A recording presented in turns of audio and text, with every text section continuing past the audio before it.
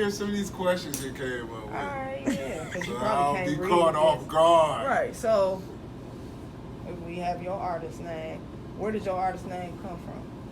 Okay. Ben Frank, as being honest, being frank. And also it's a double entendre because he on $100 bill, keeping it 100. Right. You know, so that's what I was doing. It was just like being stand up. You know, I'm not a dope dealer gangster. I'm not gonna front like I am. It's like I'm me. You know, I work a 9 to 5 and invest in myself. You know. Born and raised where? Or Detroit, Michigan. Oh, For real, Hustle Hospital. Hey, Already, man. The baby hospital. Yeah. What's that, you bro? Southwest side. Oh, I mean, it's hard to say because I grew up in Cass Corridor. I stayed on 3rd. You know what I'm saying? Even before that, I stayed on Woodward and Seward. So it was like always more kind of downtownish. Yeah. You know, but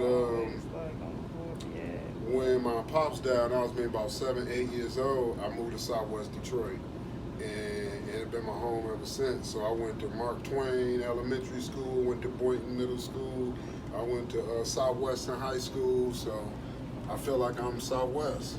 Okay. You know. Shout out.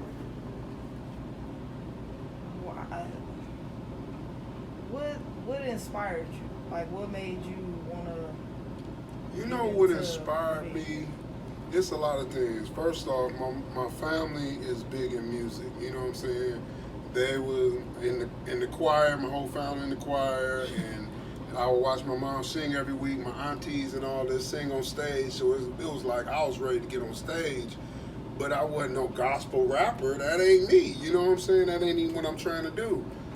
My Aunt Tina, on the other hand, was a dirty comedian. She used to do stand-up comedy back when Sanford and Son and shit was going on. And they used to do it on stage. They used to do plays and shit. This back when TV was in black and white back then. So she'd come up with her dirty ass jokes and shit. So it was like I can relate to that more than I can relate to this.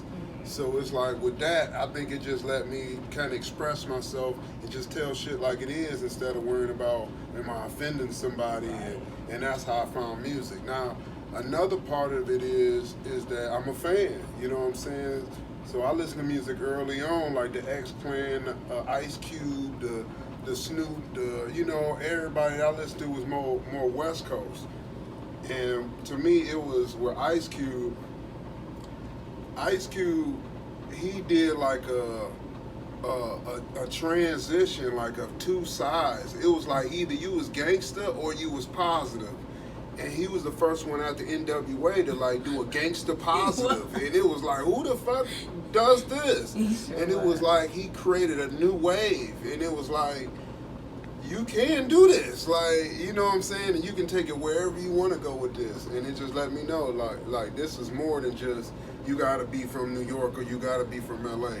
There was a nigga, not nigga, I hate to say nigga, especially about somebody I respect, but DOC, one of my favorite rappers, you know what I'm saying, from Dallas, Texas, came to Compton and wrote for a lot of NWA, Snoop, all of them, and dude is cold. Unfortunately, he lost his voice, so he didn't. I mean, he came out with a second album, but it wasn't the same as his first. But man, he was way ahead of his time. You get a chance, check that out. No one can do it better. DOC, one of my favorites, classic to this day. No one can do it better. DOC. Okay, so I heard you mention earlier that you went to college. So what's your take on education? How you feel about that for the young people? Here. Like in the Here. What's your take on education here? I think, I mean, not just here, but anywhere. I think that there's some things that ain't being taught in school. I think we need to be focusing on more money management and, you know, teaching them to grow as an adult. I think history need to be rewritten. I think they need to talk about before slavery. I think they need to tell more about us, more than just like we started at slavery. That right there would cause kids to be rebellious, because it sure caused me to be rebellious.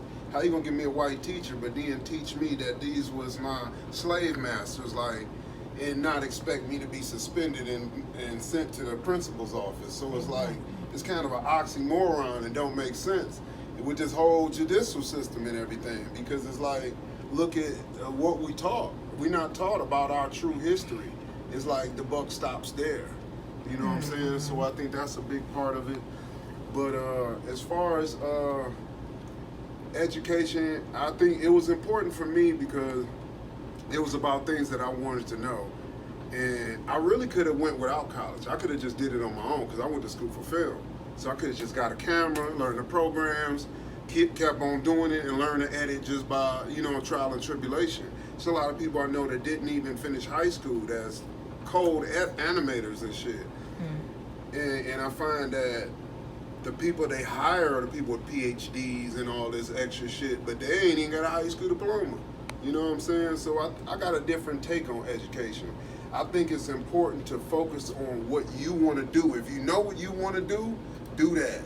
But if you're trying to figure out what you're trying to do, figure out what you're trying to do.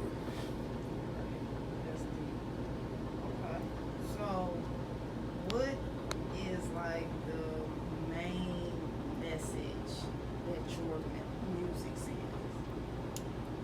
I think that's a good question. I think right now it's more party-based, fun-loving, and all that other stuff because that's the type of person that I am, and I'm more single-driven right now. But I think as I'm getting more into, the people and the people getting into me, I'm getting more into storytelling. I think on this next album, I'm gonna do a lot more storytelling. I'm gonna tell a lot more about myself, and get into more of the dynamic of what I want to do overall, because I want to move into so much other stuff. I think even before I did rap, I wanted to be a cartoonist. You know what I'm saying? I was writing scripts. You know what I'm saying? So it's like it's other things I want to do besides music. To me, music is a segue into Hollywood, but I want to go further than that. You know what I'm saying? I've been to Hollywood before all this shit came about, and it wasn't for me then, and I don't think it's for me now either. You know what I'm saying? Because it's more of a slave game. I'll put you on for a minute, you know what I'm saying, but then I'll cancel you. You know what I'm saying? It's the same thing working a 9 to 5. Yeah, as soon as anything, I'll work for canceled. You. You can fire me for no reason, and I signed a contract saying that you were able to do that, and I can't sue you for it. It's basically the same thing with Hollywood. It's working for a label, and I ain't really with that type of game. So I would do it more the Kevin Hart type of way, with Laugh Out Loud or Heartbeat Productions, and where I'm getting 100% back, and then I could pay my own people and make sure that they eat.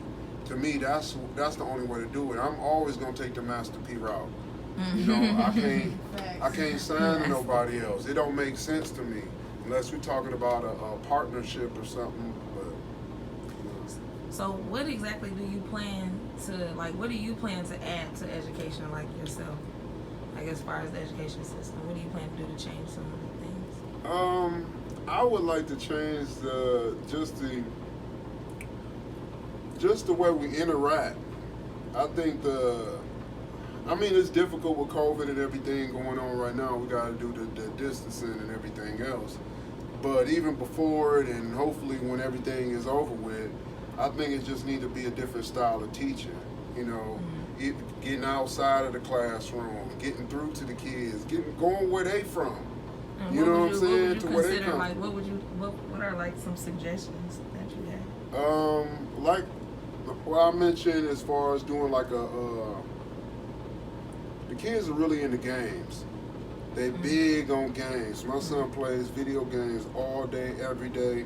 They got a game called Sims. He plays this game all the time. Oh my gosh, people still play Sims? Yo, I don't know if they own Sims 3, 4, whatever number they own. I know nothing about video games. I know old ass Pac-Man and shit. And Mike Tyson Punch Out and shit. I couldn't get past the 1/4 nigga. But anyway. He holding on to that one. I think with the Sims game is that they get it. You can choose who your wife is, who your kids are, and all this. Have a family and all this stuff, but they don't explain bills. They don't explain buying groceries. They don't explain keeping the lights on. They don't explain the phone bill and family plans and none of this stuff. They don't explain none of this stuff. They just living. They just, you living in a great big house and like that's how life go. And I think it need to be something more educational for kids that give them more up to speed. So when they become, you know, one thing about our people, when our kids get like 18, we kick them out. Oop, time to go. Boom. And we ain't really taught them nothing. And in the street, first thing they tell you is, man, buy some dope, man, flip that. You're going to get your money back real quick. And then it don't go like that. They get caught up, they go to jail, and it's part of the prison system. So it's like, I want to give them an alternative. Let them learn, give them an idea how this shit going to go before they get to it.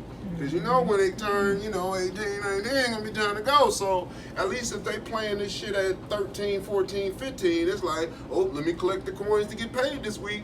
Let me work this extra job, so let me get this extra hustle. You know what I'm saying? They thinking like that before it's time to go. Yes. Yo, Sunni and Breezy show, the coolest motherfuckers on the planet. Yo, from Detroit to the A to the rest of the motherfucking world. Thank y'all for tuning in. Sunni and Breezy show. Let's go. Frank!